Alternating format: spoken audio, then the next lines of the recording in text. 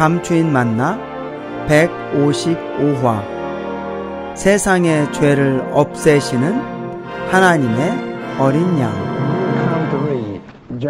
여러분이 요한복음 1장 29절을 읽을 때 보십시오. 세상의 죄를 없애시는 하나님의 어린 양입니다. 세상의 죄입니다. 영어 독자들은 점검해 볼 수 있습니다. 이 죄가 단수의 죄를 가리키는 것인가, 아니면 복수의 죄들을 가리키는 것인가, 또는 그것이 둘 다를 가리키는 것인가.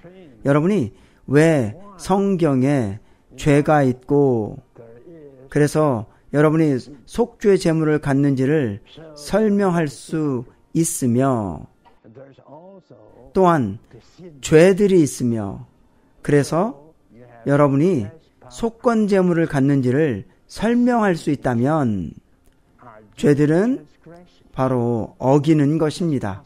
허물입니다. 그렇죠? 제 말이 맞죠? 거짓말, 실수, 잘못 행한 것을 포함합니다. 속건 제물을 필요로 하는 것은 어떤 것입니까? 사실상 여기에 허물은 단지 법을 어긴 것입니다. 법을 어긴 것입니다. 그리고 법을 어긴 것은 그저 다른 종류의 죄들입니다. 여기에서는 말합니다. 속건 제물의 의미. 이 속건 제물의 의미는 무엇입니까? 속건 제물은 우리의 행위 가운데 있는 죄들의 문제를 해결하는 우리의 제물이신 그리스도를 상징합니다. 그렇죠? 외적으로 우리의 행위에 있는 것입니다. 이것들은 죄들입니다. 5장 6절부터 8절입니다. 그 부분으로 돌아가 봅시다. 7절. 만일 그가 어린 양을 바칠 형편도 되지 못하면 속건 제물로, 여러분은 속건 제물에 색칠을 하는 것이 좋습니다. 또한 속죄 제물이라는 용어에 색을 칠하는 것이 좋습니다. 여기에 여호와께 바치는 속건 제물이 있습니다. 어린 집비둘기 2마리를 여호와에게 가져와, 한 마리는 속건 제물로. 아닙니다. 무엇입니까? 속죄 제물입니다. 이것이 무엇입니까? 이것이 무엇인지 말해 주십시오. 이것은 모두가 혼합되어 있습니다. 그렇죠? 속죄 제물로 바치고, 그리고 다른 새는 어떤 제물입니까? 번제물로 삼습니다.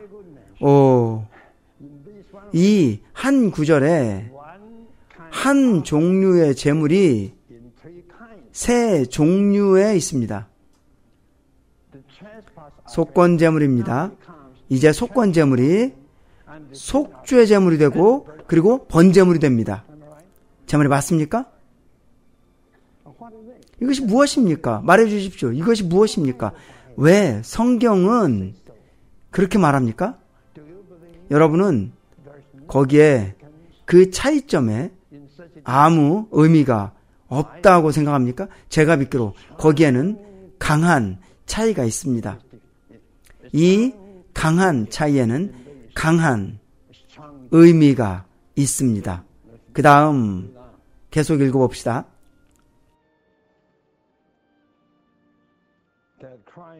우리의 죄를 위한 그리스도의 구속은 그 두 방면에서 죄의 문제를 해결함. 이것이 제가 말할 수 있는 전부입니다. 그 두 방면에서, 먼저는 우리의 내적 본성에 있는 바로 죄 자체입니다. 두 번째로는 우리의 외적인 행위에서의 죄들입니다. 이 둘은 죄의 총체입니다.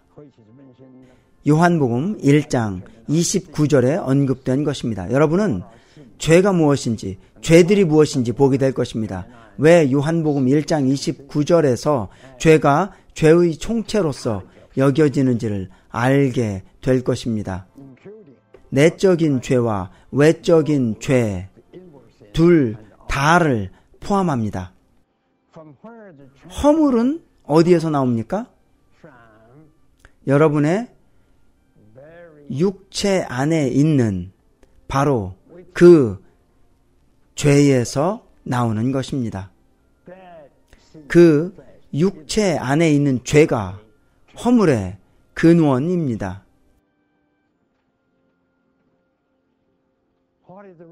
이유는 무엇입니까? 이유는 여러분이 하나님을 위해 살지 않는 것입니다. 그래서 근거와 이유가 있습니다.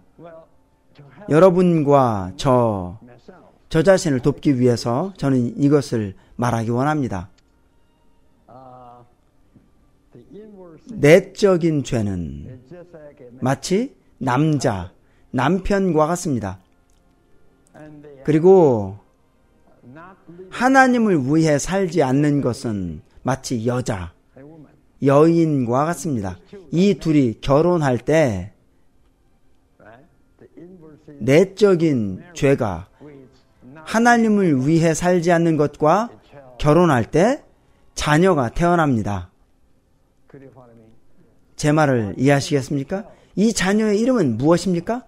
허물입니다.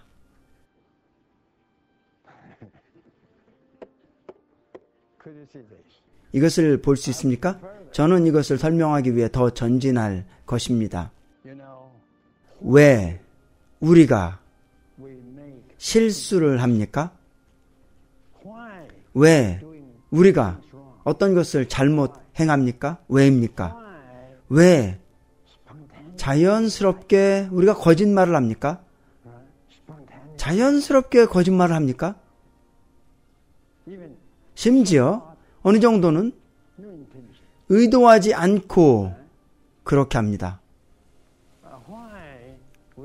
왜 우리는 성질을 냅니까? 왜 우리는 그렇게 형편없습니까? 왜입니까? 말해보십시오. 왜입니까? 여러분이 왜인지 지금 말해줄 수 있습니까?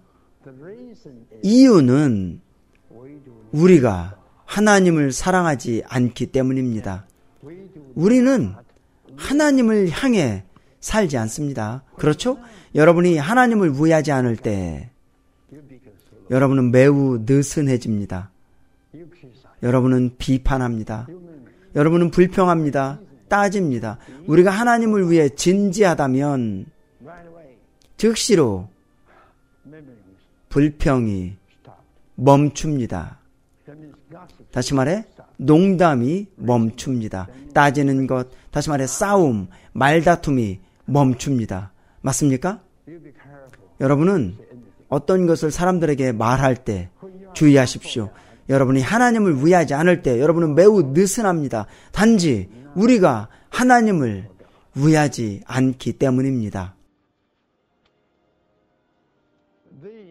이렇게 하나님을 위하지 않는 것은 우리가 우리의 타락한 상태에 남아있다는 강한 표시입니다.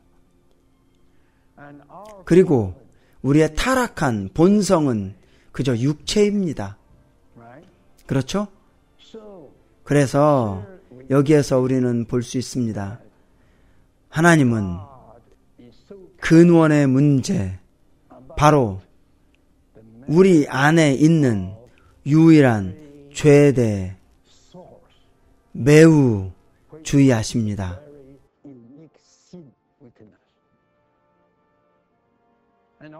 그리고 우리의 하나님은 또한 나무, 즉 우리 안에 있는 유일한 죄에 의해 산출된 열매에 대해 매우 주의하십니다. 그래서 우리에게는 외적인 허물들이 있습니다. 여기에 두 종류의 재물의 필요가 있습니다. 사실상 두 종류의 재물은 단지 한 부류의 것을 처리합니다. 그리고 이 부류는 단지 죄입니다. 그것은 단수일 수 있습니다. 그것은 복수일 수도 있습니다. 그러나 이것은 단지 한 부류입니다. 그래서 침례 요한은 외쳤습니다. 보십시오. 세상의 죄를 없애시는 하나님의 어린 양이십니다.